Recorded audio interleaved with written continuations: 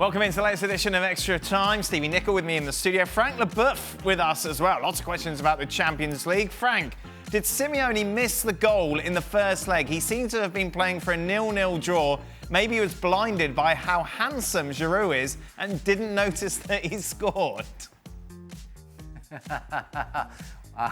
Do I really have to answer to that question? I don't know. Which bit would you like to address?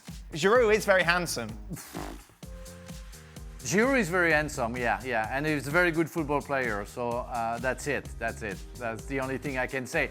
You know, I think I was very surprised by the poverty of Atleti football in the two legs. Yeah. Maybe it doesn't reflect what they do in Liga, but really, because I don't follow the Liga, I see sometimes some games, but really to see that team is first in the Liga makes me wonder, you know, what the level of the Liga is.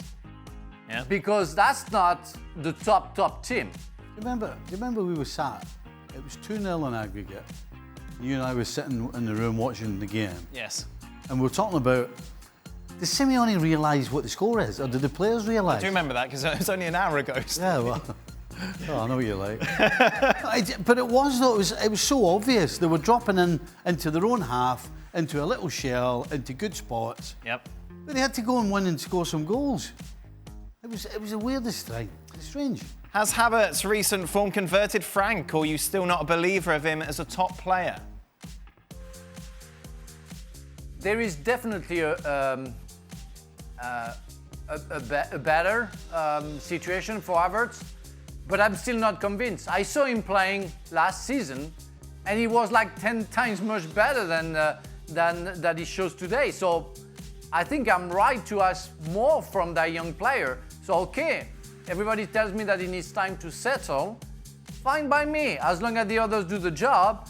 And again, it does better. But sometimes I say, wow, he's not there. He's not there. Sometimes a control, a pass, you know, something he would have never missed last season. So I want to be patient. I'm not going to say anything anymore about Havertz. Let's see. Oh. Frank, what is your opinion on Kante in today's game? Looks like he's back to his very best. That guy was absolutely magical today. And you have to add Kovacic because they worked very well together and they changed the game. I mean, they won the battle in the middle of the park. And you know, with players like Koke, it's never easy because it's a real fight. But today, from the first minute to the last one, Kante was the king of the midfield. Remember the last action when they scored the goal, when Emerson scored the goal, he gets the ball back, he's in on 16-yard box, and he makes a sprint for 80 meters, sorry, I don't know in yards, maybe 90 or 100 yards. And well, Pulisic decides to not giving him the ball, but he could have gotten the ball back and scored the goal. He was physically at the top, and a Kante at the top physically changed the game. 87 yards. What's changed with him under Tuchel and Lampard? Because Lampard, he wasn't necessarily starting. Fitness, no question. He's had lots of little injuries that he's never had in previous years. True. And when you do rely on, listen, I'm not saying he's not a great football player, but for him to stick out and for him to be Kante that we know. He has to be able to do the running that we're used to him doing, because if he drops, we'll say, well, he's dropping down. But what you saw today was a guy who looks to be 100% fit. When was the last time we sat here and talked about Kante in the last minute of a game, sprinting 87 yards after winning the ball? We haven't talked about that for a good 12 months, maybe longer. So it just shows a player like him, when they are 100%, then you see a huge difference. So no credit for Tuchel, just fitness. Well, how many games has Kante played under Tuchel? A lot. Oh, that means you don't know then. You just said a lot. No, he has played a lot. He's played more under Tuchel than he did for Lampard. I completely disagree with you. The reason he hasn't played, and I'm sure the reason Tuchel hasn't played him, is because he hasn't been 100%. He's played a lot under Tuchel. Oh, he's played a lot, yeah.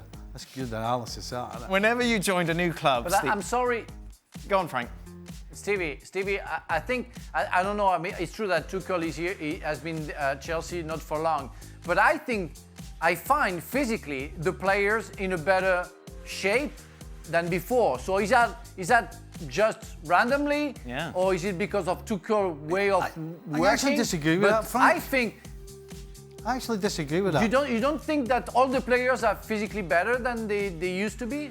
I don't think. I don't say it's because of Tuchel. I'm asking. I would suggest that Kante definitely has not been 100% fit, right? I think you would agree with me there.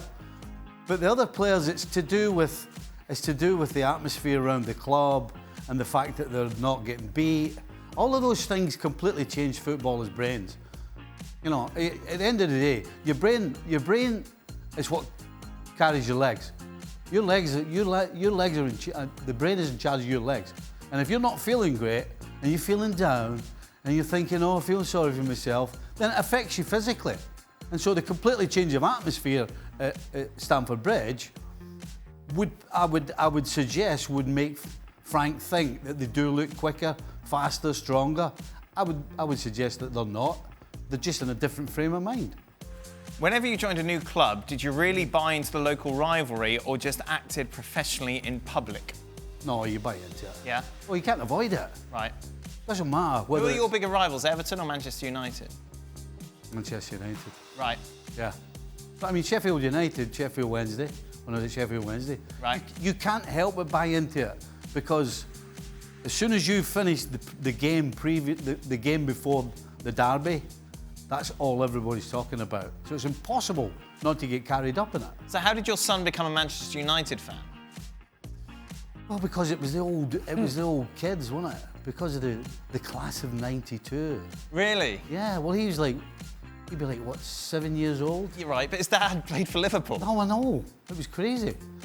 It wasn't a good couple of years. No, and But he saw the light. how old was he? He was like 7, so it wasn't like even teenage rebellion. No, exactly. I know.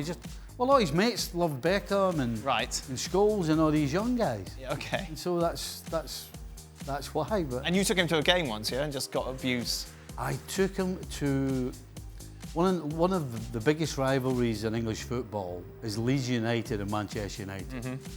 And I'm talking utter hatred and vitriol. And I took him to a midweek game. So we get there early and I'm standing outside Old Trafford waiting to get tickets. My good friend Alex Ferguson was leaving me tickets. Oh, lovely, yes, of course, freebies. And of course, as we're walking to the stadium, the police have got all the Leeds United fans marching down the road. Yeah, so they take them from the train station to Old Trafford. And they're all giving it. They're all giving it. Who's the fighter? McGregor. They're all these like kids, women, men, you name it. They're all walking down the street like this. Anyway, I go around the corner, get in where the ticket office is, and the next minute, it was like a scene for Braveheart when they're firing 1,000 arrows, except it was bottles. Really? And I've got Mike and I've got him in the door at the road because there is bottles everywhere. Oh, it was absolute madness. And then once you got in, you must have got recognised then as well, or not? I basically got a few choice words now and again. Yeah. But of course, when you get up to the director's box and up close to that, then it becomes somewhat normal. You're in the posh area. Hey, and then I get in the car park afterwards. Right. Oh, we've got time for this. I get in the car park, and of course, I'm trying to be clever. I'll leave just a couple of seconds before the game finishes, get in the car and get away. Yeah, You makes can't sense. do that, Old Trafford. Why not? Because they let the crowds go first. They don't let any cars go until half an hour after the kick-off. I'm sat in the car park and people are coming up to the car and swearing at me, abusing me, banging on the windows. And Matt Michael's like, do you know that guy? I'm like, that. Seriously? Oh, it was awful. Oh, wow. Frank, what's a greater highlight of your career? Winning the FA Cup with Chelsea or performing on the French rendition of The Masked Singer as a peacock? I better say the cup. No. We're going to talk about football. There you go. You give so much of what you dreamt about when you were young that you reached the goal and you want to you want to grab the growl, and it's what happened to me. I don't think this person was being serious. I don't think they're being serious, Frank. No, but that was absolutely fantastic. Getting the FA Cup, I mean, twice, great. Would you swap it for an Oscar? No. No, of course not. I don't care. I don't care about getting an Oscar or BAFTA, I don't know, César. I'm not there. I just want to enjoy. When I was playing football, it was a fight.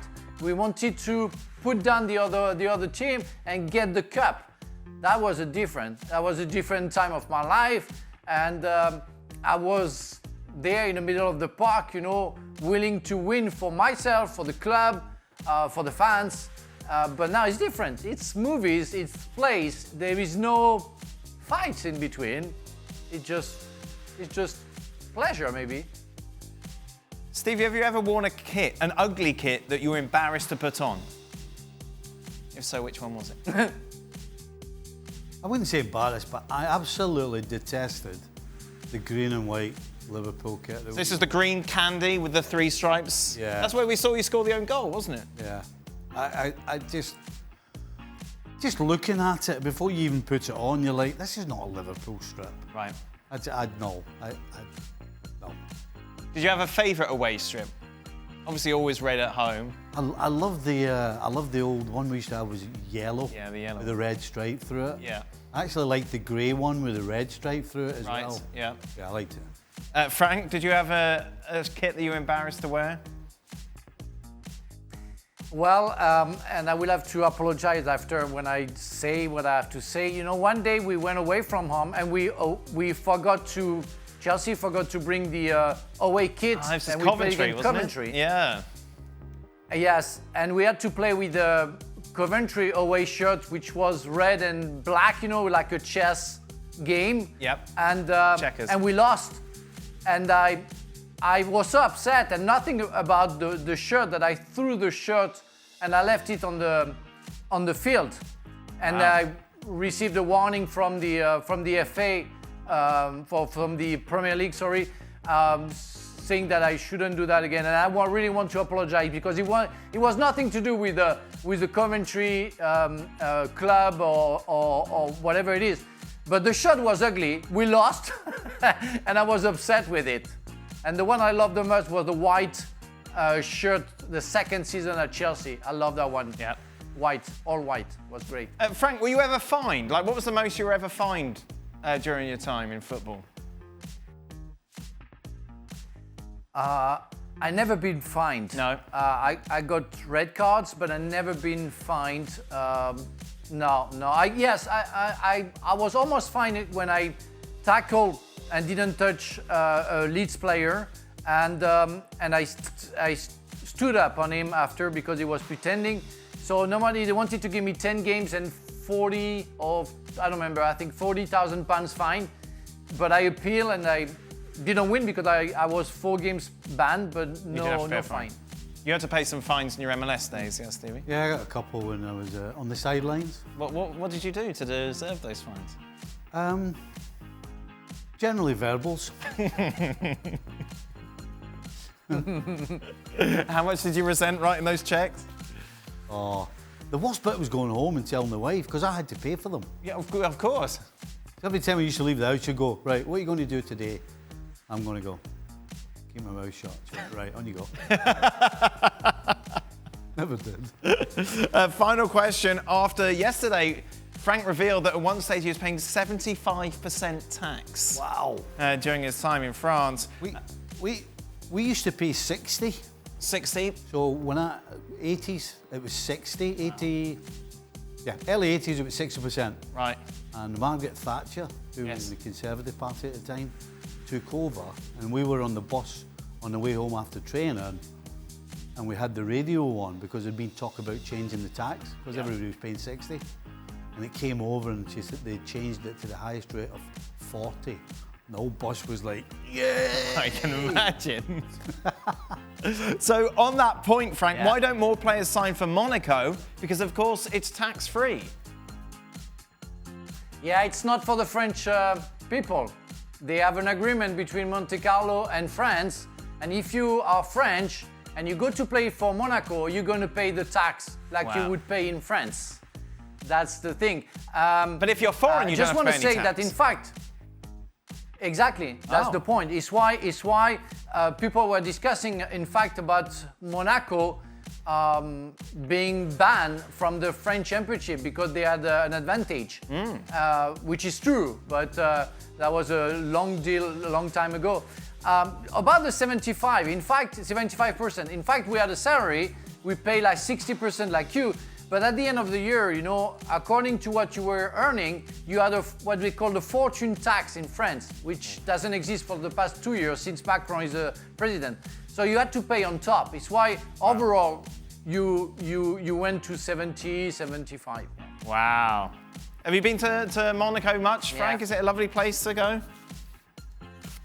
It is a lovely place. You know, my former chairman, Ken Bates, lives there. Oh, nice.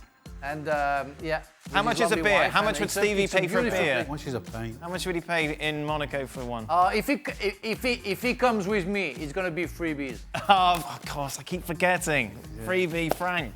That's it. Thank you very much, guys. ESPN FC back on your screens tomorrow. We'll be focusing on AC Milan against Manchester United in the Europa League. Thanks so much for watching ESPN on YouTube. And for more sports highlights and analysis, be sure to download the ESPN app. And for premium content and live streaming, subscribe to ESPN+.